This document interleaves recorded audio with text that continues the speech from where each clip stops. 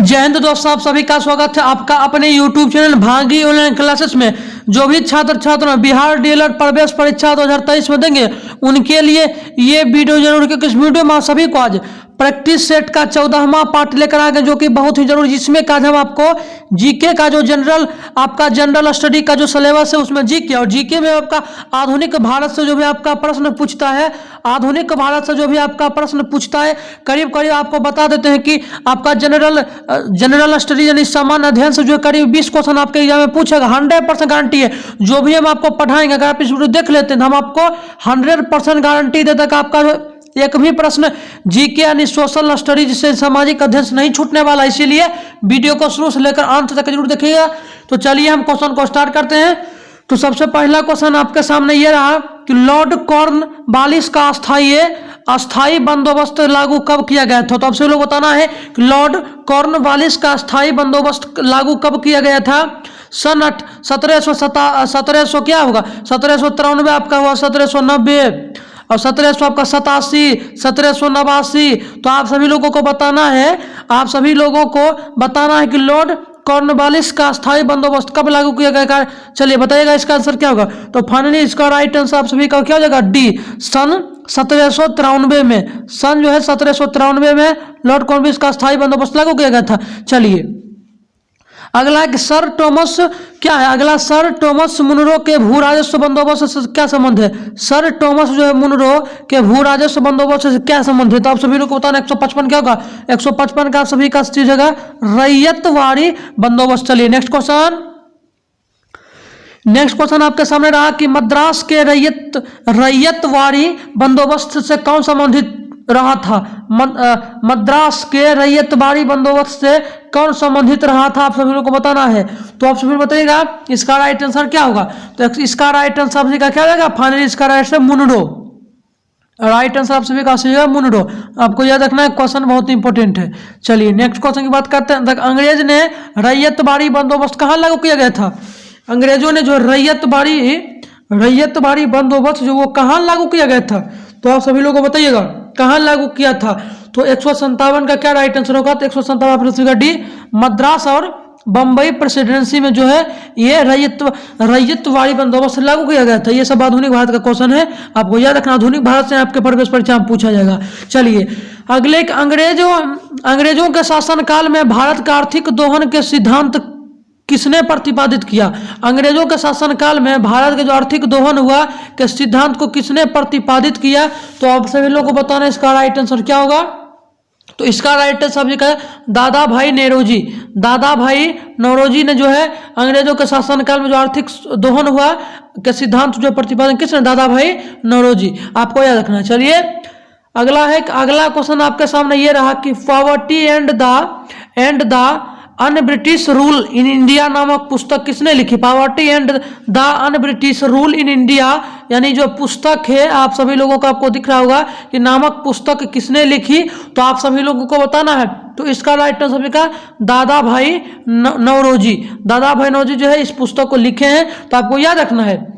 चलिए और सबसे इंपॉर्टेंट क्वेश्चन जो कि आपके प्रवेश परीक्षा में आधुनिक भारत से क्वेश्चन है और ये सबसे इंपॉर्टेंट है, इसको तो हम बोलते हैं कि आप कॉपी में लिखकर धर लीजिएगा। 1857 की क्रांति सर्वप्रथम कहां से प्रारंभ हुई।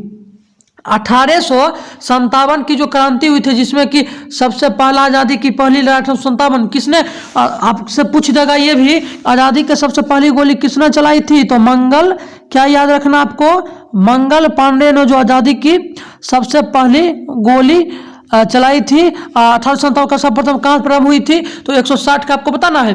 तो इसका राइट आंसर सभी का मेरठ। चलिए आपको ये मेरठ कहाँ है, मेरठ आप सभी का कहाँ है। तो मेरठ यूपी में है। चलिए आगे को क्वेश्चन बढ़ते हैं। तो एक और क्वेश्चन आपके सामने रखा, 1857 के विद्रोह का प्रतीक था। 1857 में जो विद्रोह हुआ जिसमें कि सबसे पहला गोली 1857 की जो है आज़ादी की पहली गोली किसने चलाई, मंगल पांडे ने। तो 1857 में जो विद्रोह हुआ था उसका प्रतीक क्या है। तो आप सभी लोगों को बताना है इसका प्रतीक क्या है। तो इसका राइट आंसर क्या होगा, तो इसका राइट आंसर सभी का ए हो जाएगा कमल और रोटी। कमल और रोटी जो 1857 के विद्रोह का प्रतीक माना जाता है। कमल और रोटी जो है 1857 की जो क्रांति हुई थी भारत में, जो कि मेरठ से शुरू हुआ था, तो वो जो 1857 के विद्रोह का प्रतीक कौन है, कमल और रोटी। तो आपको ये राइट आंसर है, इसको याद रखना है। चलिए नेक्स्ट क्वेश्चन की बढ़ते हैं।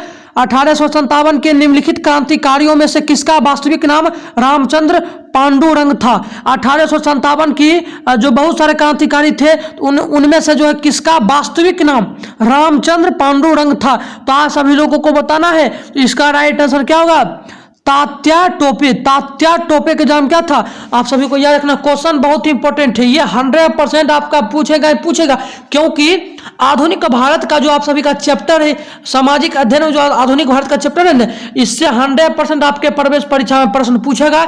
इसीलिए आपको इस वीडियो को शुरू से लेकर ध्यान से देखना है। चलिए अब अगला है 1857 के विद्रोह। 1857 में जो विद्रोह हुआ था, 1857 विद्रोह के समय भारत का गवर्नर जनरल कौन था। गवर्नर जनरल कौन था 1857 में जो विद्रोह हुआ था, उसके समय भारत का गवर्नर जनरल कौन था। तो आप सभी लोगों को बताना है। तो इसका राइट आंसर का कैनिंग। कैनिंग जो है 1857 की क्रांति के समय भारत का गवर्नर जनरल था। आपको इसको याद रखना है। चलिए नेक्स्ट क्वेश्चन। 1857 के विद्रोह के समय ब्रिटिश प्रधानमंत्री कौन था। 1857 का विद्रोह हुआ था, उसमें ब्रिटिश उस समय के जो है ब्रिटिश प्रधानमंत्री यानी ब्रिटिश पीएम कौन था, तो आप सभी लोगों को बताना है।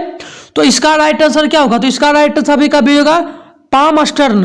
पामस्टर्न जो है 1857 में जो विद्रोह हुआ था उसके समय वो ब्रिटिश के प्रधानमंत्री थे, आपको याद रखना है। अगला का 1857 का विद्रोह मुख्यतः किस कारण से असफल रहा।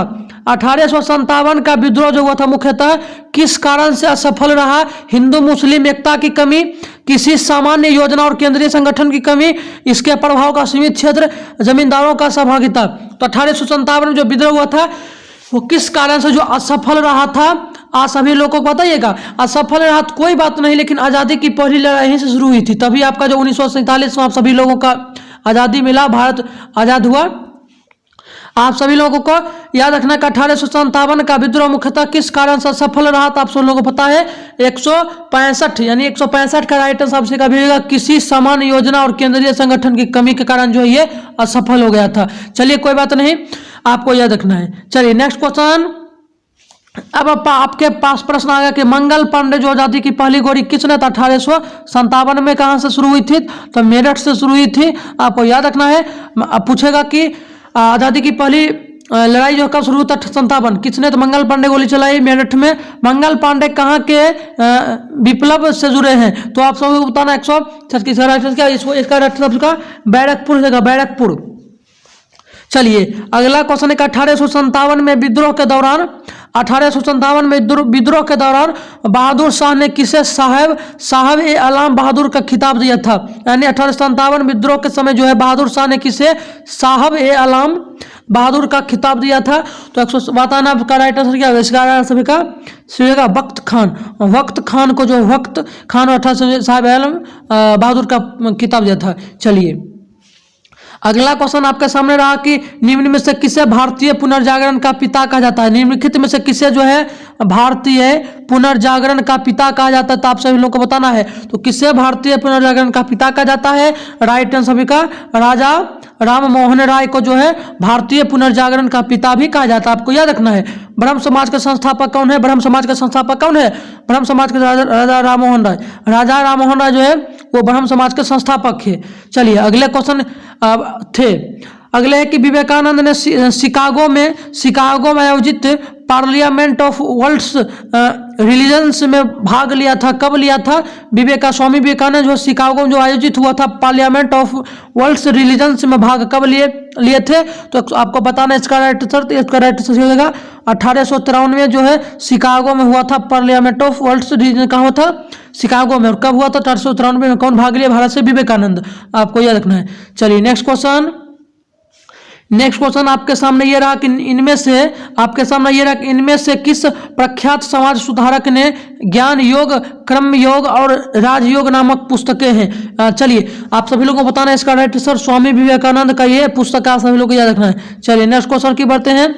तो नेक्स्ट क्वेश्चन आपके सामने निम्नलिखित संगठनों में से किसने शुद्धि आंदोलन का समर्थन किया।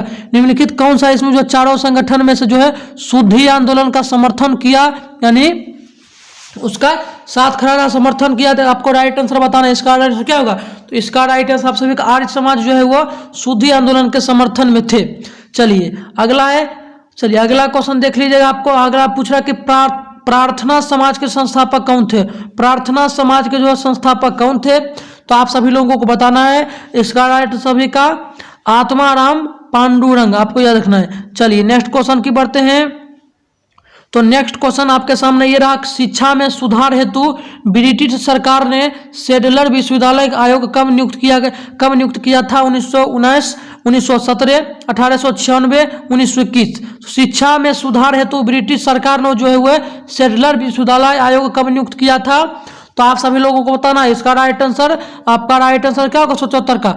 चलिए इसका भी हो जाएगा 1917 में जो है शिक्षा सुधार में ब्रिटिश सरकार ने सेडलर विश्वविद्यालय का आयोग जो गठन हुआ था तो 1917 में, आपको यह देखना है। अगला क्वेश्चन आपके सामने रहा कि किसके शासनकाल में भारत में अंग्रेजी शिक्षा आरंभ की गई।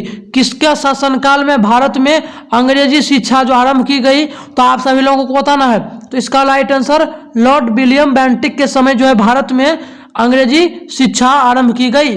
तो चलिए आज की वीडियो में इतना ऑब्जेक्टिव था, जितना ऑब्जेक्टिव बताएं अगर आप इसको याद कर लीजिएगा ना, आपके जो भी सामाजिक अध्ययन से हिस्ट्री से पूछागा ना क्वेश्चन, आपको 40 पर ऑब्जेक्टिव कर रहे हैं। अगर आपको याद कर लीजिएगा आपका जो 100% गारंटी का आप सभी का एक भी प्रश्न नहीं छूटेगा। इसीलिए वीडियो को शुरू से लेकर अंत तक देखिएगा। और जो भी बिहार रेलवे प्रवेश परीक्षा अदालतों में सम्मिलित होंगे, अगर PDF नोट्स लाना चाहते हैं तो इस नंबर पर आपको संपर्क करना है। चलिए ये नंबर आपको नोट कर लेना है 91 428 94 309, ये हमारा नंबर है, व्हाट्सएप नंबर। इस पर आपको एक बार संपर्क करना है। आपको रेलवे प्रवेश परीक्षा 2023 के लिए ऑल सब्जेक्ट का आपको यहाँ पर नोट्स मिलेगा। मात्र जो आपको 201 रुपया ले रहा है वो भी बहुत ही जबरदस्त। अगर आप ले लेते हैं तो आपका जो 110 नंबर पक्का है। जो भी इच्छुक है वो इस नंबर पर जरूर से जरूर संपर्क कीजिएगा। तो मिलते हैं अगले वीडियो में, तब तक के लिए जय हिंद, जय भारत, वंदे मातरम। Thanks for watching this video. धन्यवाद।